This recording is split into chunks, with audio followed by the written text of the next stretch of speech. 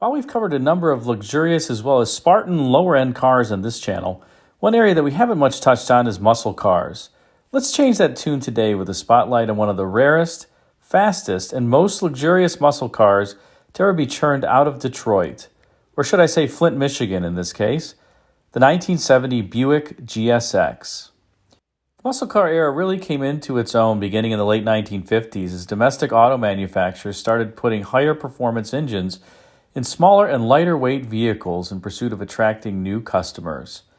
Plymouth Furies, Oldsmobile J2s, Tri-Power Pontiacs, Marauder-powered Mercurys, Rambler Rebels, and even the Studebaker Hawk showed American car companies were serious about moving people with greater alacrity than ever before, and the public responded.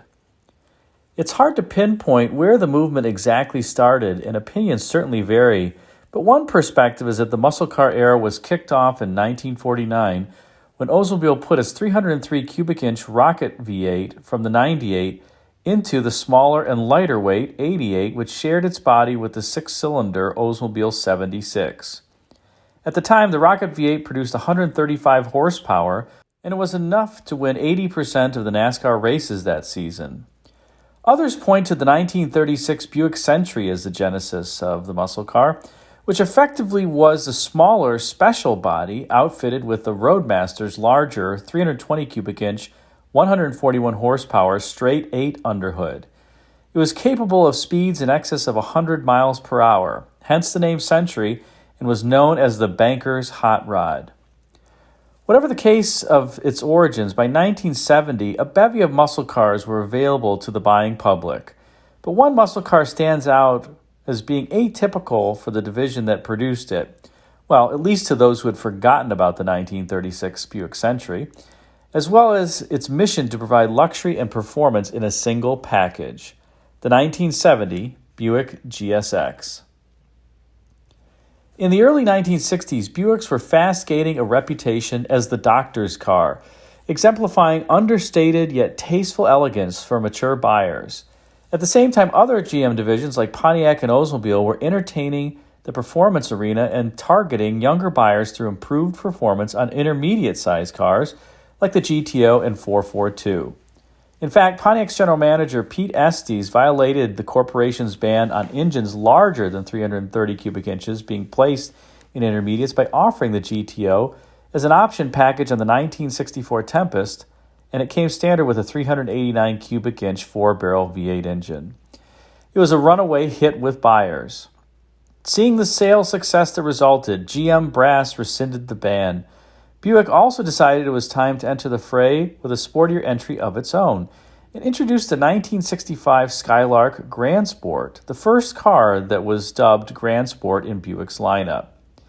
Powered by a 401 cubic inch nailhead V8, the car was no slouch, but it also wasn't as fast as the muscle being pumped out by other GM divisions and competitors.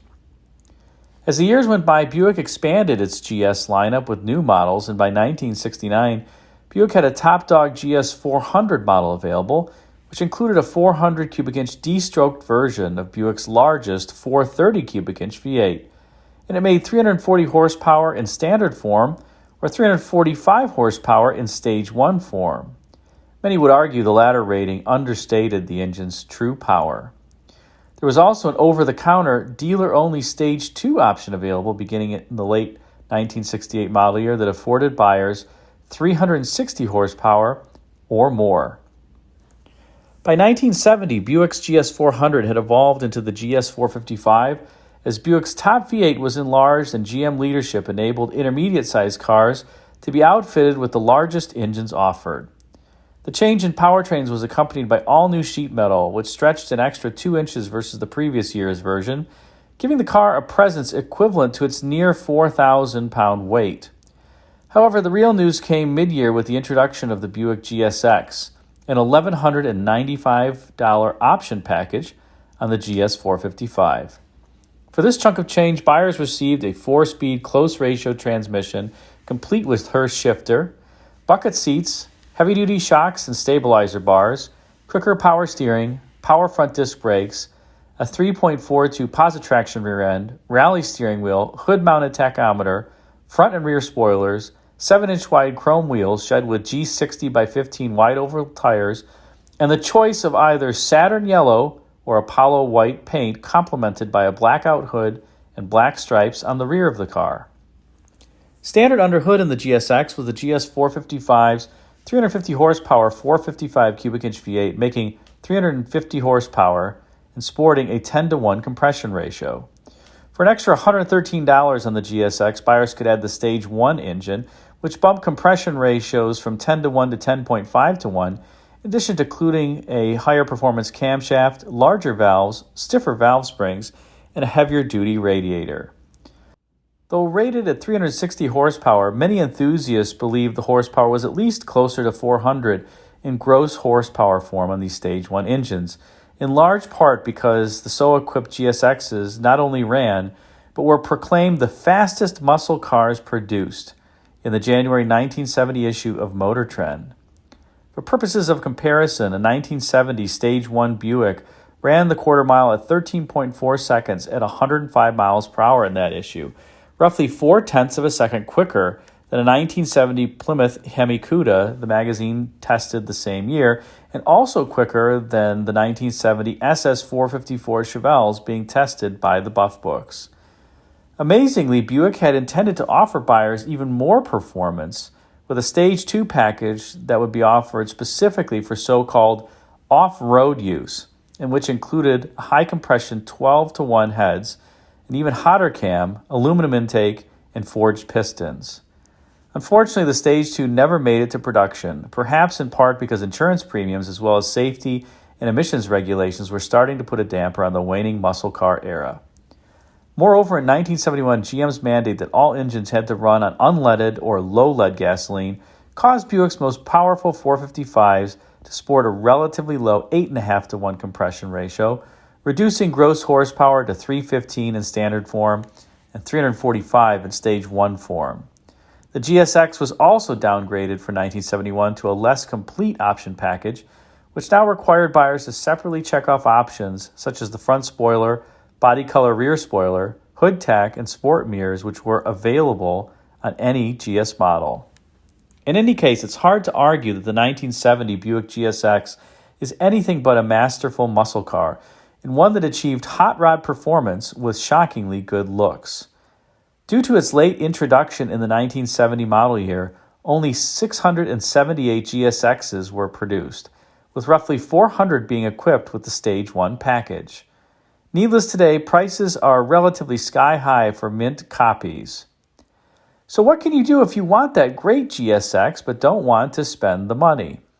Well, my best advice would be to find a mint-condition 1970 Buick Electra, Wildcat, or LeSabre equipped with the one-year-only premium fuel Buick 455. Though rated at a higher 370 horsepower in these vehicles versus the GSX and GS vehicles, the 455 underhood of the full-size Buicks is basically identical in spec to the non-Stage 1 455 in the GS and GSX. You get the same stump-pulling 510 pound-feet of torque as well in this engine, which was the highest torque rating offered in any engine for the next 30-plus years until it was surpassed by the V10 in Dodge's Viper. For optimum performance, I'd say select a LeSabre or Wildcat, which admittedly weigh about 500 to 600 pounds more than the GS, but less than the fuller-size Electra, which rides atop a 127-inch wheelbase versus the 124-inch wheelbase for the LeSabre and Wildcat. Though you might suffer some performance due to the excess weight, and you won't quite have the looks of the Buick GSX, you'll still get a healthy seat-of-the-pants feel that you're looking for in buying this vehicle, and you'll also get ride comfort and pay a fraction of the price that you would for a Buick GSX. Hope you enjoyed this spotlight on the 1970 Buick GSX. If you did, be sure to like, comment, and subscribe, and feel free to check out the video thumbnails at bottom left and right for some suggestions for you. Thanks again for watching. Until next time, take care.